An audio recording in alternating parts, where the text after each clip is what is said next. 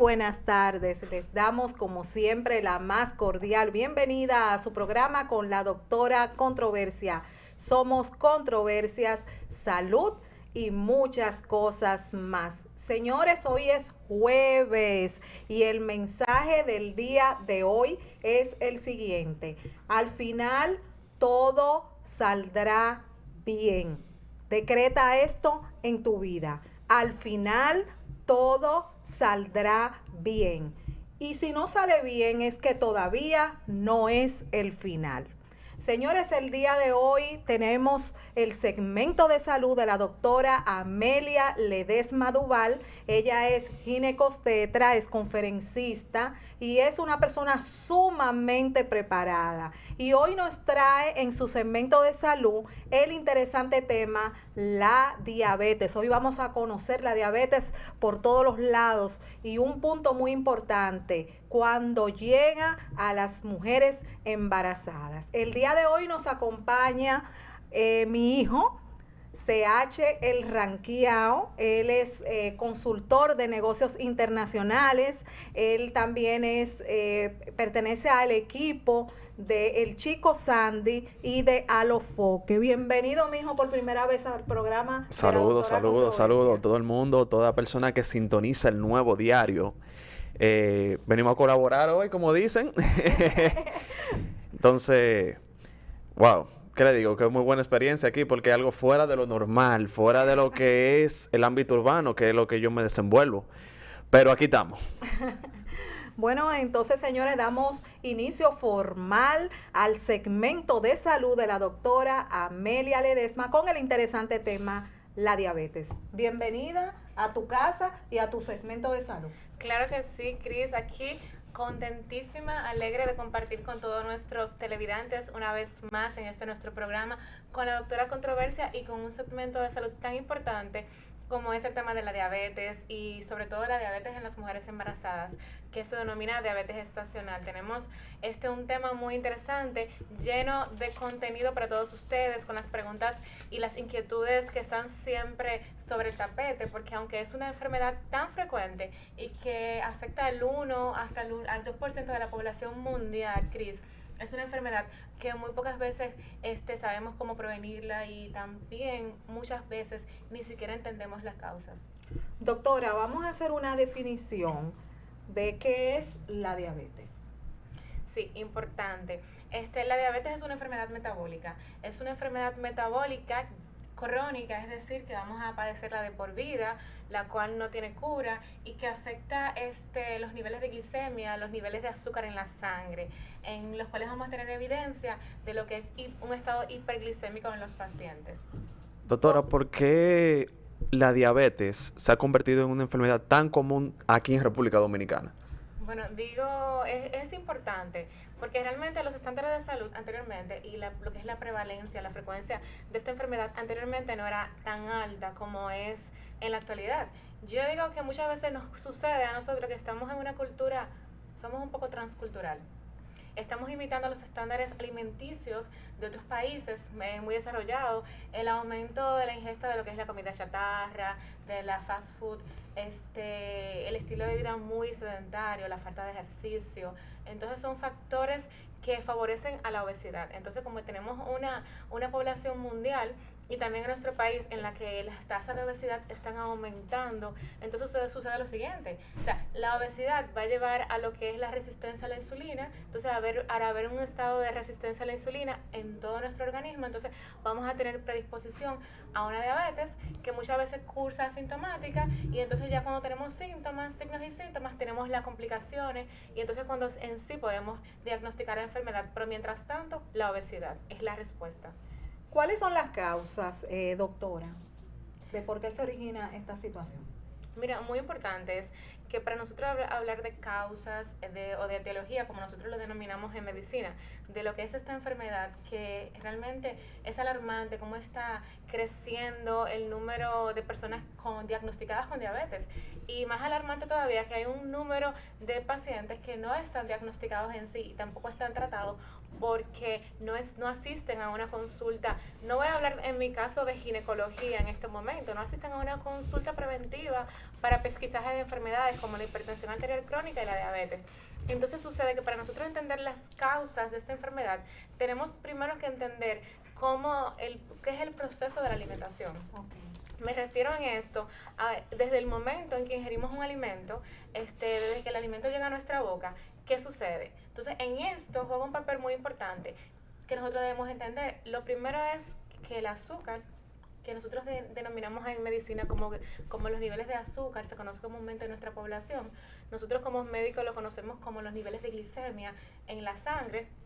Va a aumentar inmediatamente usted ingiere un alimento, cual sea. Entonces, ¿qué va a pasar? Que existe un órgano en nuestro cuerpo que se llama páncreas. Entonces, en el páncreas van a estar un sinnúmero de células que van a estar dadas principalmente por los que son los islotes de Langerhans, que nosotros lo conocemos en medicina, que estas van a producir un sinnúmero de hormonas.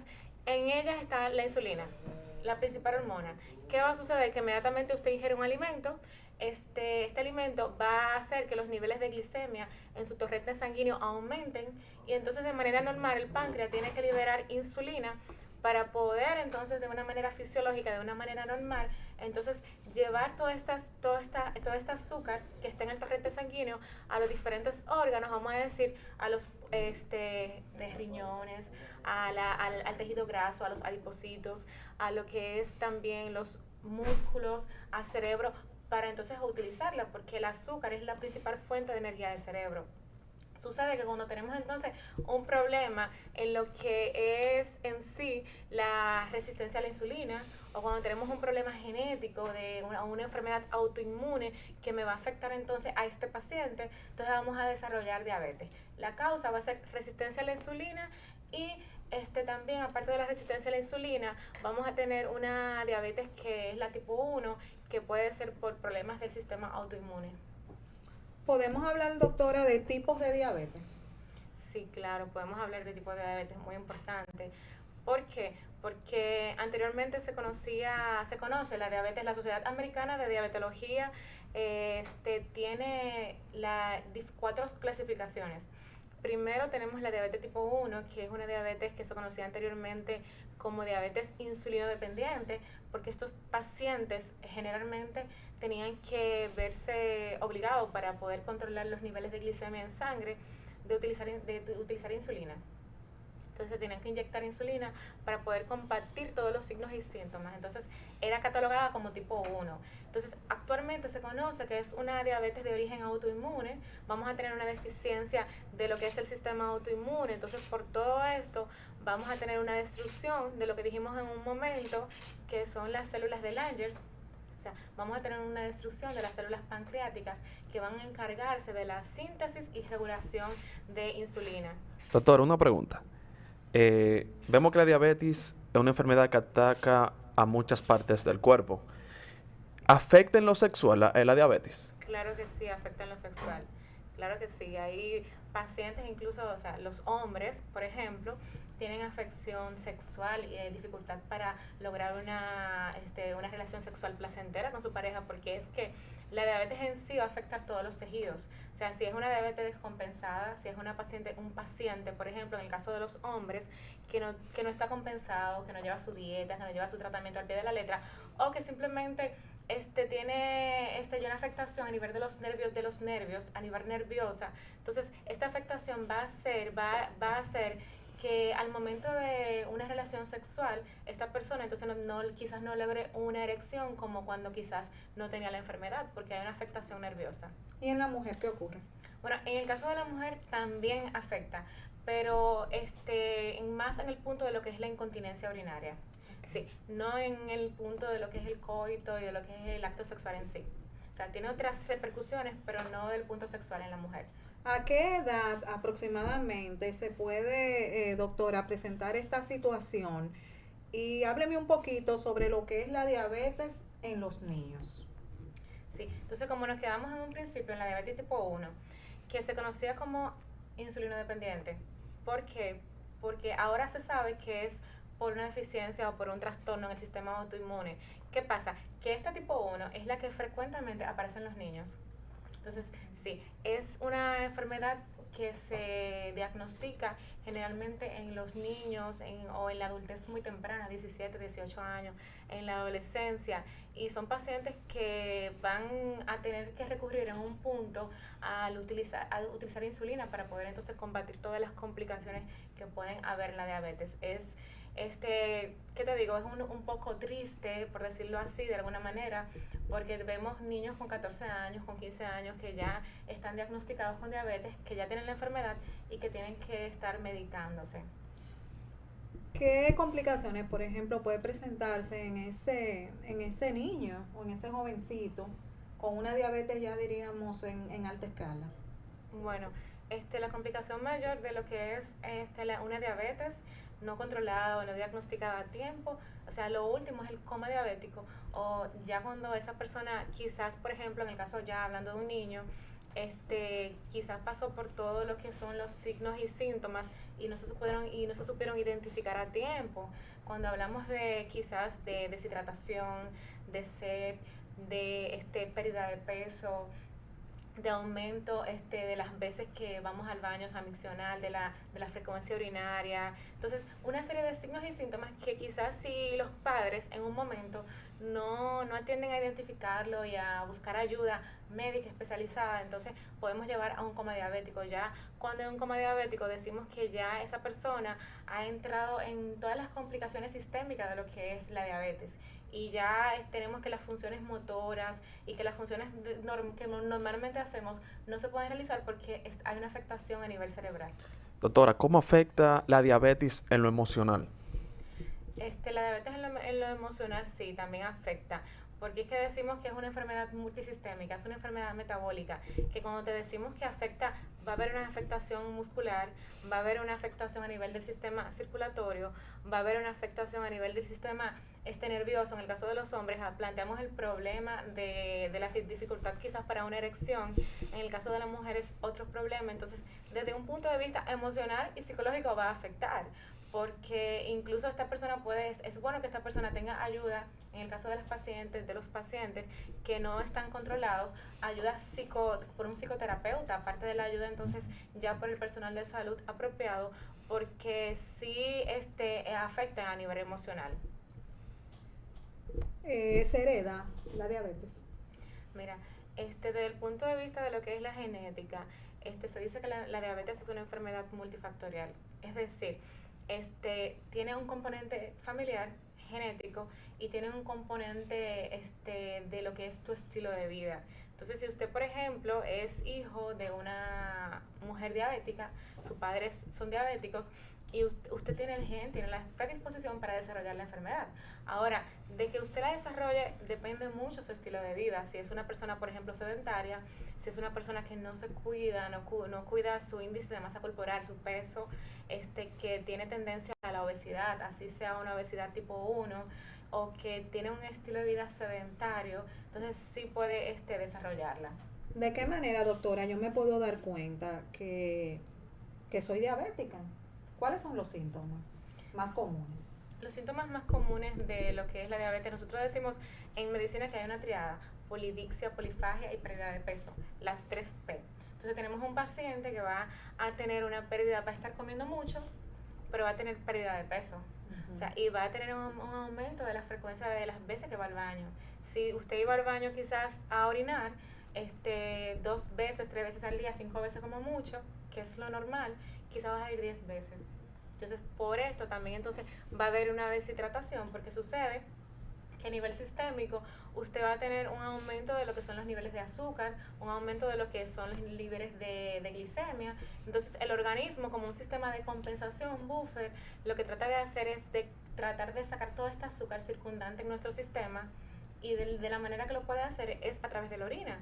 Pero entonces, sacando estos solutos, que es el azúcar, la glicemia, a través de la orina también sale agua. Entonces son pacientes que quizás si no están compensando la ingesta de agua, están yendo muchas veces al baño a orinar, entonces también se van a deshidratar. Son todos los signos y síntomas. Entonces, ¿qué pasa? Que muchas veces pasan por alto, estamos perdiendo peso, estamos comiendo más de la cuenta, estamos yendo muchas veces al baño a orinar, pero entonces quizás no vamos a buscar ayuda médica porque entendemos que es normal. Entonces ya usted va evolucionando y quizás a la etapa en que se le diagnostica la diabetes es una etapa ya muy tardía, muy avanzada. Una pregunta, doctora. ¿Cuál sería el promedio de vida de una persona con diabetes crónica?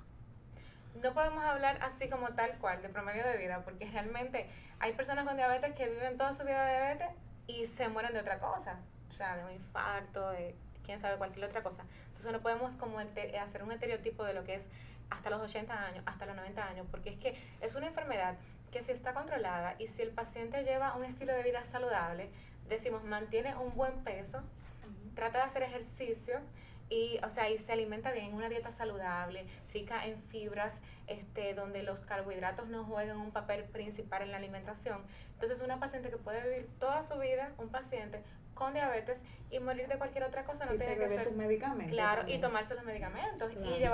y llevar una rutina anual de exámenes, donde su médico, el diabetólogo, el endocrinólogo le haga su rutina de exámenes para clínicos para ver si está compensado, si no está compensado, si debe cambiar el medicamento o no. Porque recordar que hay personas, no solamente diabéticas, sino también hipertensas, que van al médico X, le diagnostican una enfermedad, le prescriben el medicamento y jamás vuelven, a menos que se sientan algo. No, yo me siento bien. Pero entonces, a veces usted se siente bien, pero tiene esta enfermedad que va a tener signos y síntomas ya cuando esté descompensado, entonces ahí es el problema. ¿Se cura? No se cura, realmente no. Es una enfermedad con la que se tiene que aprender a vivir con ella, con la que se tiene que aprender a controlar a través de los medicamentos, de los fármacos, de la alimentación, de lo que es el estilo de vida y tratar de hacer ejercicio sobre todo, porque cuando las personas tienen un estilo de vida sedentario, entonces tenemos mayores factores de riesgos. ¿Qué tan frecuente una persona debería hacerse chequeos rutinarios? Anual, debería ser una vez al año. Entonces, ¿qué pasa? Que si ya cuando usted asiste a su médico para hacerse un examen de rutina y entonces en ese chequeo le detectan alguna enfermedad, entonces, o alguna anomalía, entonces el personal de salud que le hace la evaluación ya, dependiendo del problema que usted tenga, le va a decir si tiene que regresar en 6 meses, en 4 meses, depende del problema que tenga.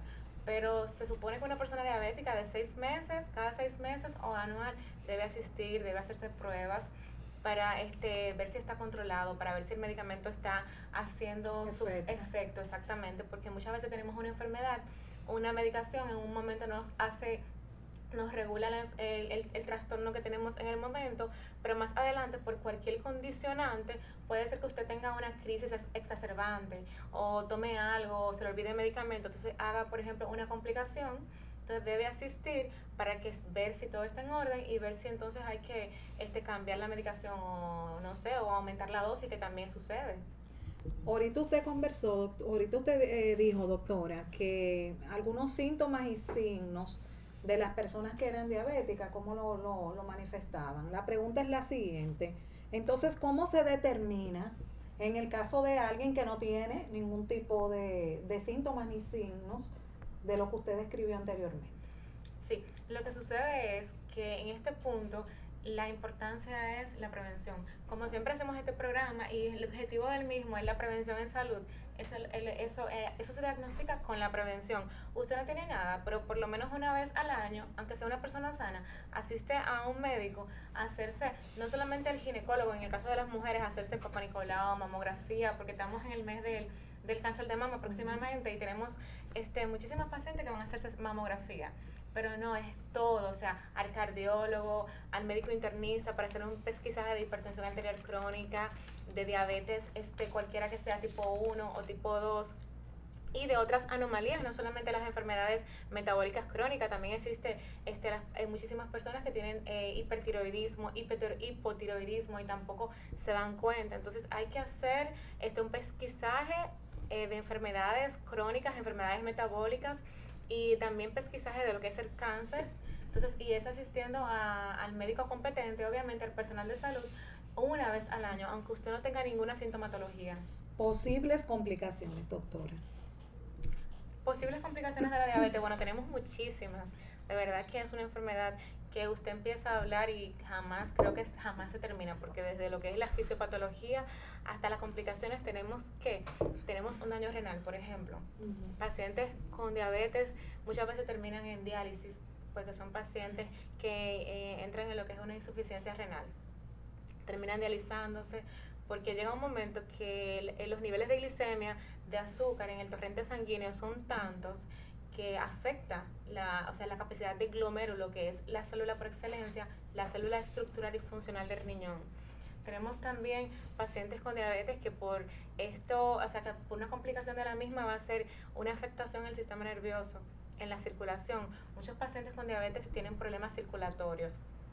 Entonces, aparte de esto, pacientes que tienen mayor riesgo de lo que es la hipertensión arterial crónica, de la hipercolesterolemia, de los niveles de los lípidos aumentados en todo lo que es el torrente sanguíneo en el organismo.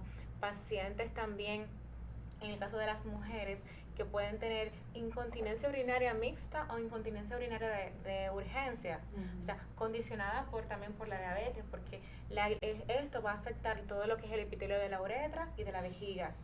Pacientes, por ejemplo, en el caso de las mujeres que también, ya cuando entran en etapa menopáusica, también condicionadas por la diabetes, pueden desarrollar un síndrome genitourinario postmenopáusico.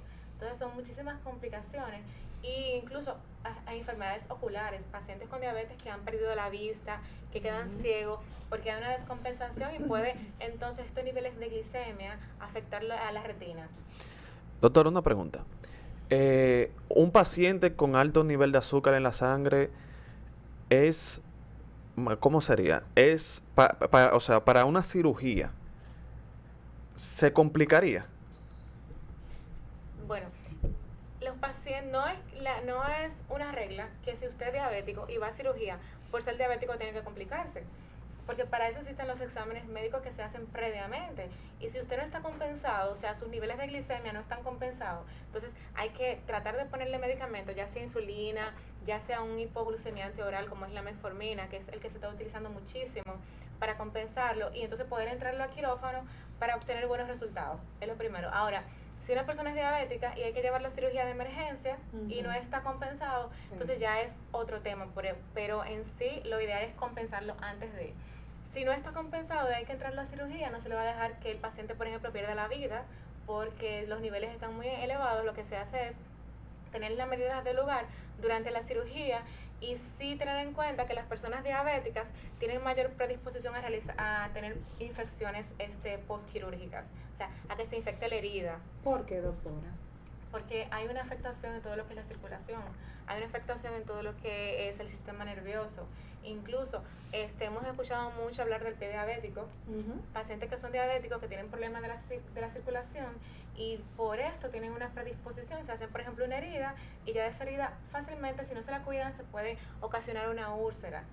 Entonces, si el paciente no está compensado, si no está, sus niveles de glicemia no están dentro de parámetros normales, aún sea con medicación, y tiene cualquier herida o cualquier infección, entonces de ahí se puede desencadenar hasta una sepsia. Hay pacientes que le han amputado un miembro por estas complicaciones. Esa pregunta se la quería hacer, doctora, que si es muy común en las personas diabéticas los asuntos relacionados a las amputaciones.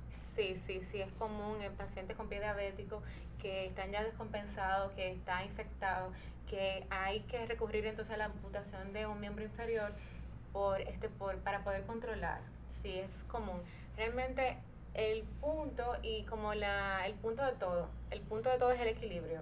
O sea, es dieta, ejercicio, no una vida sedentaria y su medicación a tiempo. Porque para que un paciente se le llegue a amputar un miembro, debe ser un paciente que ya está descompensado, que quizás no acudió a tiempo, y ya cuando se llega a este punto es porque han pasado una serie de escalones, y ya entonces cuando uno hace eso porque no hay más opción. Pero doctora, hay casos, por ejemplo, de personas que se cortan, que a veces he oído casos de hasta de una picadura de mosquito. Entonces, ¿qué ocurre aquí? Un zapato que quizás le hizo pues un roce y desde ahí pues vino una situación, una caída, qué sé yo. ¿Qué pasa aquí entonces? Aquí pasa que son pacientes que ya tienen una afectación en todo lo que es la microcirculación, en todo lo que es la circulación en general. Pacientes, por ejemplo, que cuando vienen a ver tienen también concomitante con esto una insuficiencia venosa profunda o periférica, aunado entonces a un problema de lo que es la microcirculación, y ya cuando vienen a ver tampoco están compensados desde el punto de vista metabólico.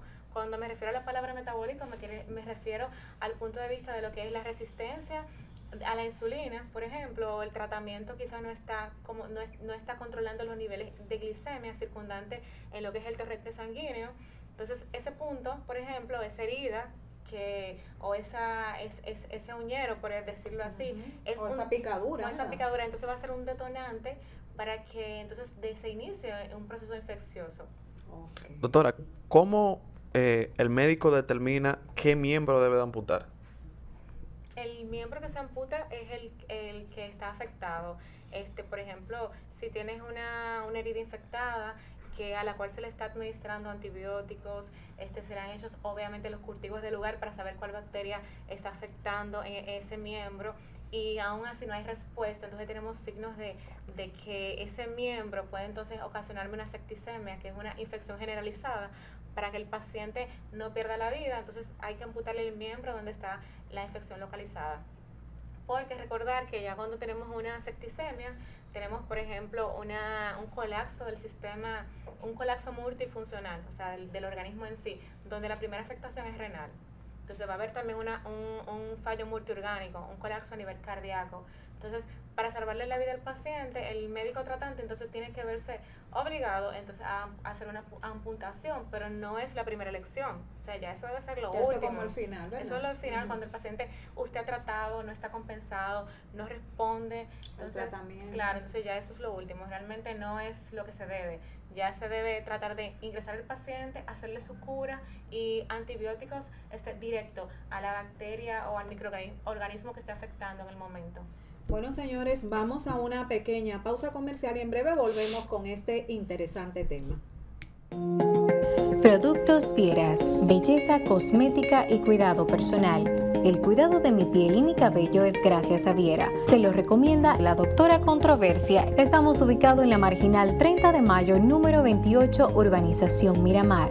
Llámanos al 829-741-4035 y al 809-931-1739. Síguenos en las redes sociales como Viera Products.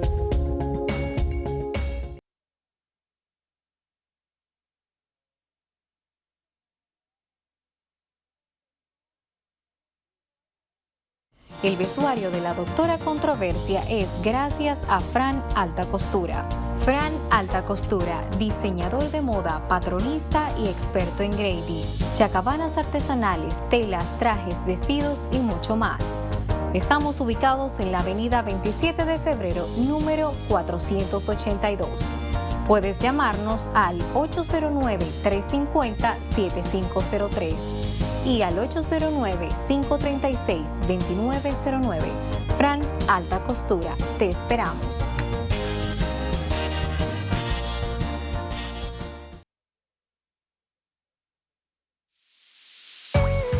La doctora Amelia Ledesma Duval, especialista en ginecología estética y rejuvenecimiento vaginal, te espera para ofrecerte los servicios de tratamiento para incontinencia urinaria, menopausia, sequedad vaginal, labioplastia, tensado o estrechamiento vaginal. Visítanos en el segundo piso del Centro Médico Elohim o llámanos al 809-775-1784. Doctora Amelia Ledesma Duval, ginecología y estética a tu alcance.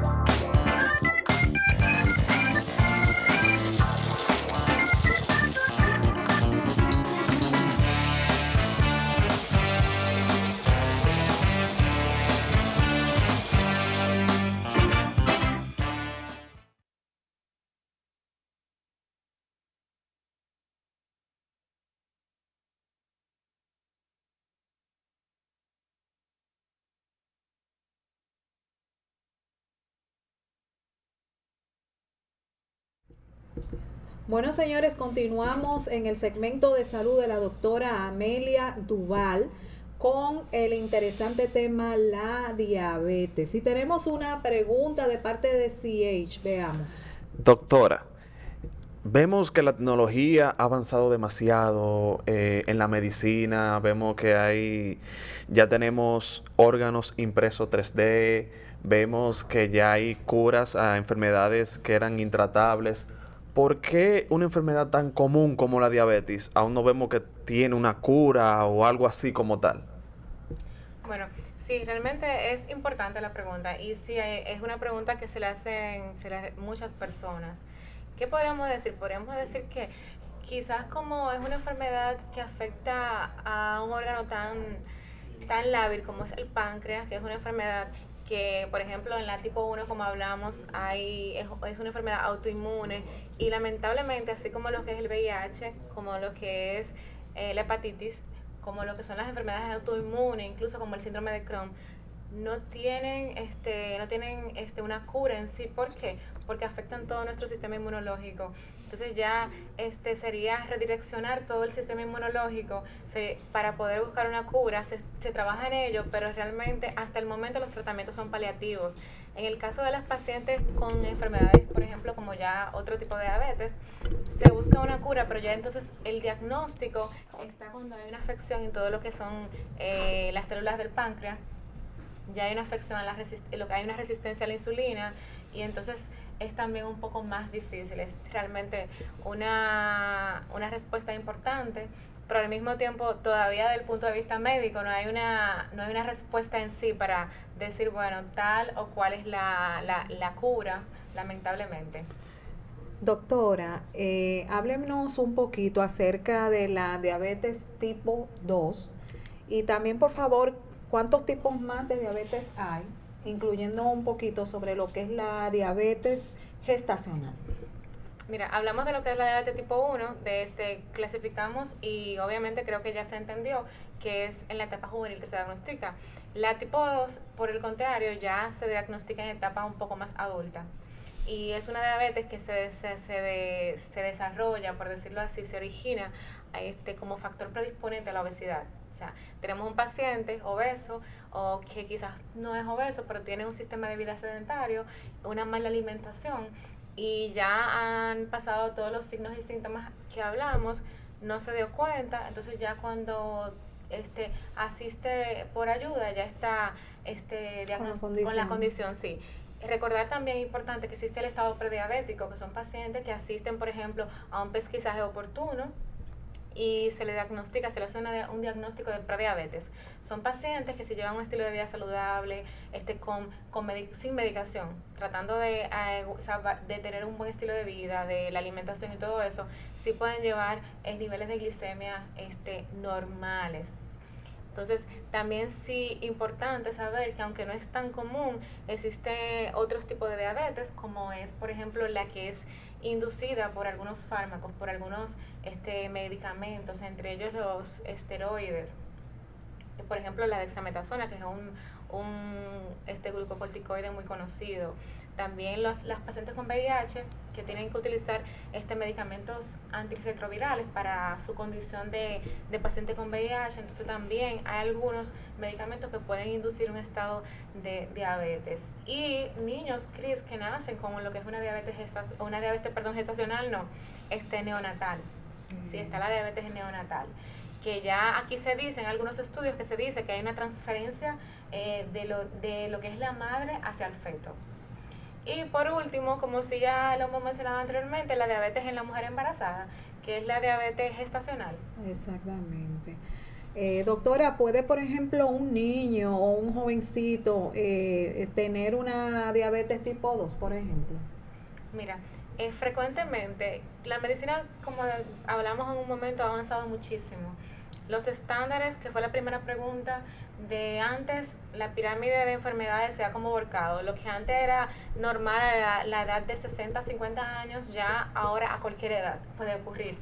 Lo más frecuente es que la diabetes tipo 1 sea en edad juvenil, Pero también hay casos de diabetes tipo 2 en jóvenes, en adolescentes, y esto por lo que son los índices de de obesidad y la mala alimentación.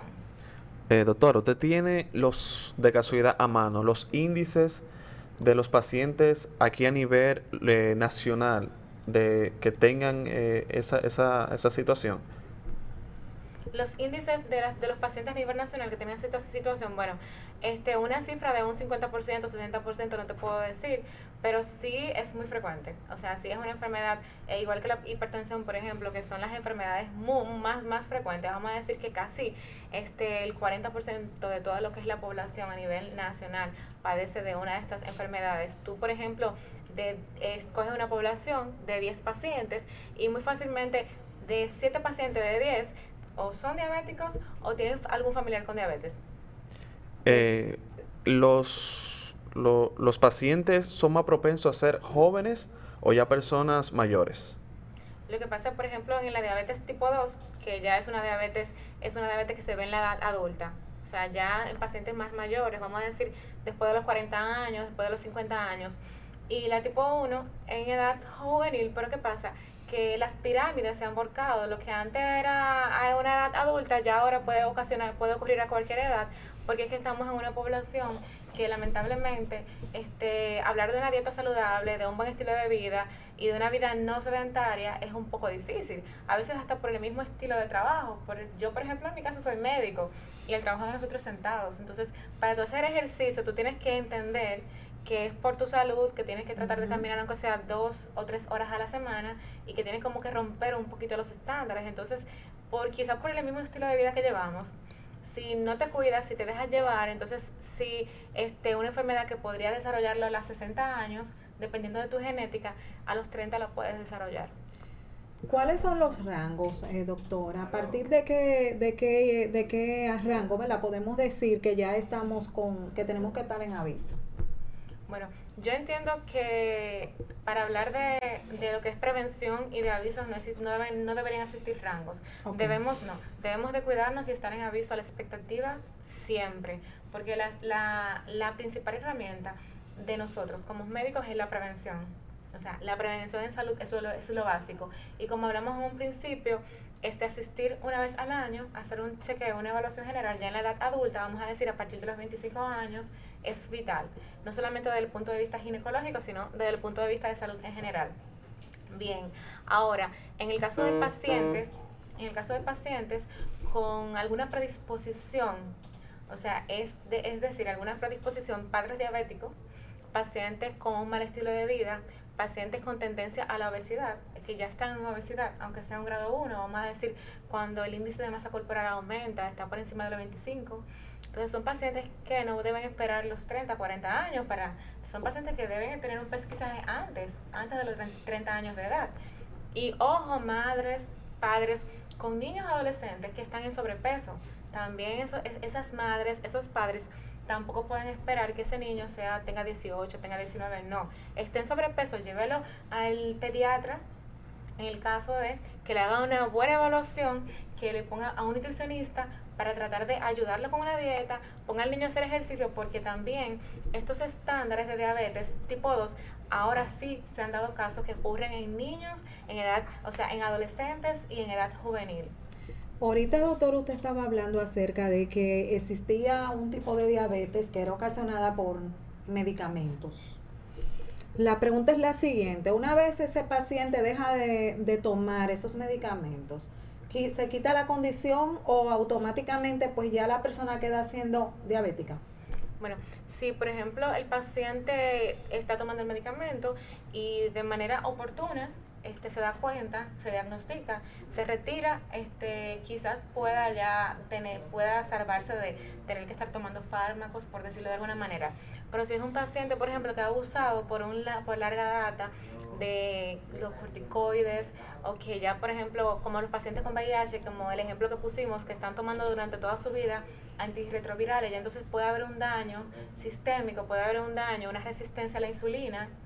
Entonces ya va a tener que tomar también medicamentos de por vida. La diabetes, doctora, en el embarazo. Existen algunas mujeres, y eso ustedes que me tienen que decir, ¿verdad? Porque usted es ginecóloga, que se le dispara el azúcar cuando están embarazadas. ¿Eso se regula? ¿Quedan siendo diabéticas o es solamente un proceso en el embarazo? Una situación que ocurre en el embarazo. Las respuestas son las dos. Ah, se la di. Sí, me la diste. Como que tú has aprendido ya un chin de todo esto. No, tanto no que te hablamos, crees. tanto que hablamos de ginecología. Usted es la especialista, yo no sé nada de esto. Tanto que hablamos de ginecología todos los jueves, como que ya sabe la respuesta. Un poquito parece. Mira, sucede lo siguiente, la mujer embarazada en sí, a partir de las 24 semanas de embarazo, generalmente de las 24 a las 28 de semana de embarazo, por los aumentos de estrógeno y progesterona, o sea, se va a disparar, va a haber una hiperplasia de lo que esto va a ser una hiperplasia de lo que son a nivel de pancreático, de lo que son las células que van a regular todo lo que es la síntesis de insulina y todo lo demás, para que nos puedan entender. Entonces, por este aumento de progesterona, de hormonas que se dan durante el embarazo, ¿qué va a pasar? Que esta paciente va a desarrollar lo que se conoce como una diabetes gestacional.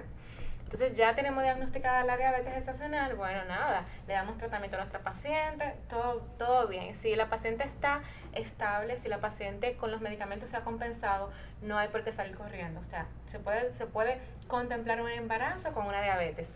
Ahora bien, ya cuando se finaliza el embarazo, puede darse el caso que después de 4 a 12 semanas hay que dar un buen seguimiento, porque puede darse el caso que la paciente se elimine todo lo que es la condición de la diabetes en ella, y puede darse también el caso que se quede siendo diabética. Por eso te dije que están las dos respuestas. Y una pregunta, ¿un paciente puede quedar estéril por la diabetes? No, claro que no, gracias a Dios hasta ahora no tenemos esa condicionante.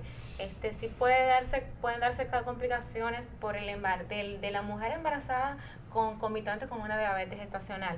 Sí pueden darse muchas complicaciones, pero no el caso de infertilidad.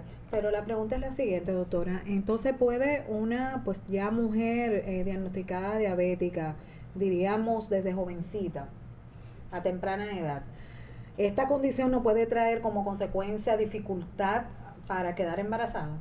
No, tampoco. Tampoco puede haber condicionantes para que ella quede embarazada por la diabetes, siempre y cuando, por ejemplo, sea una persona controlada, porque las complicaciones de la diabetes del embarazo, por ejemplo, una paciente que es diabética desde antes de estar embarazada, simplemente va a ser una paciente embarazada con diabetes. Ahora, una paciente que le diagnostican la diabetes por primera vez durante el embarazo, entonces ella es diabética gestacional. Se finaliza el embarazo, puede ser que se quede con la diabetes o puede ser que no. O sea, todo depende. Hay que darle un seguimiento muy estricto a este tipo de pacientes. Ahora, esterilidad y diabetes no. Sí, lo importante de la diabetes, como lo que son los trastornos hipertensivos del embarazo, en sí es la compensación del paciente. Son enfermedades metabólicas que van a afectar todos los órganos y podemos tener una paciente que se nos descompense. Muchas veces hay abortos incluso por la diabetes, eso sí puede pasar.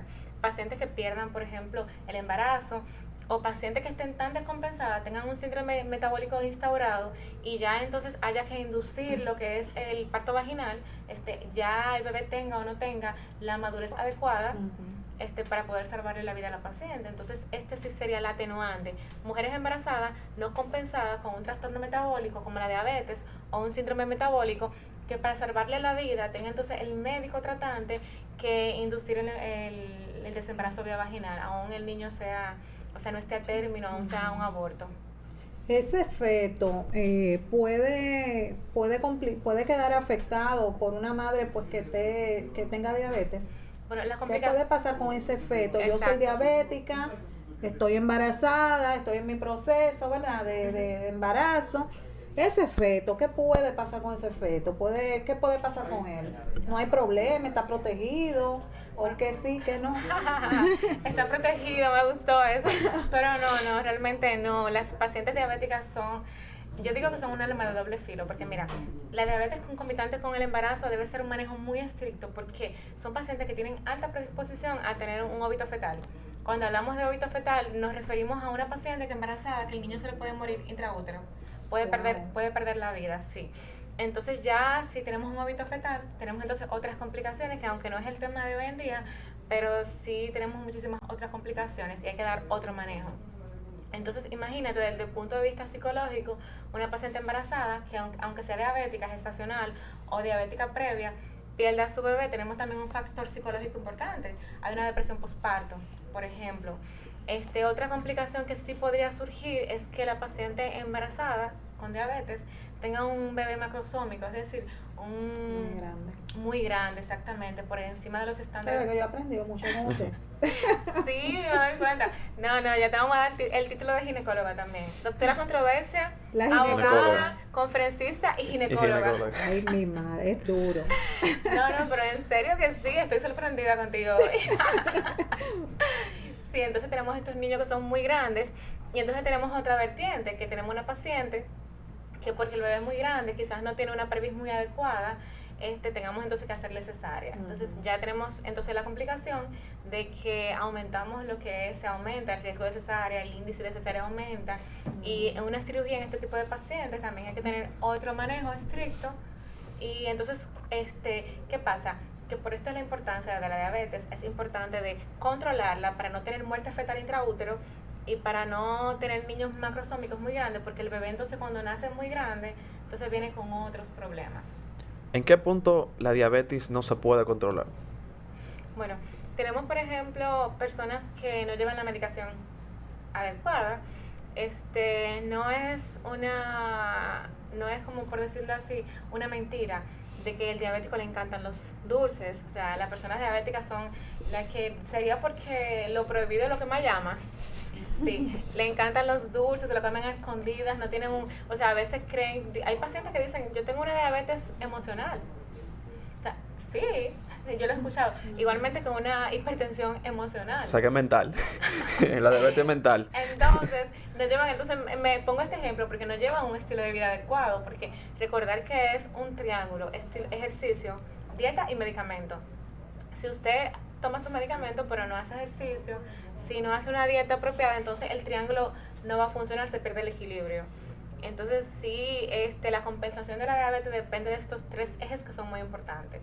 Y la diabetes no emocional, sí, claro, para que no se escuchen y tengan la confusión por ahí después, sí existe una diabetes emocional, no. Prevención, doctora.